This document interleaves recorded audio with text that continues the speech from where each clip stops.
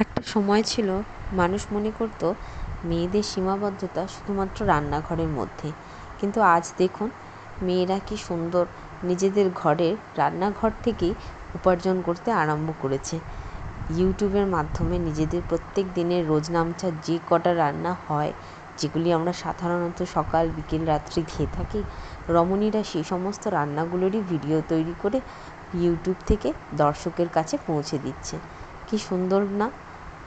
এর মাধ্যমে গ্রামের গৃহবধূ থেকে শহরের শহরতলির মেয়েরা প্রত্যেকেই এই ইউটিউবের মাধ্যমে নিজেদের এই রান্নার প্রতিবাদকে সকলের সামনে তুলে ধরে। আমারও বরাবরই এই ইউটিউবের ভিডিও দেখে রান্না করতে ভালো লাগতো।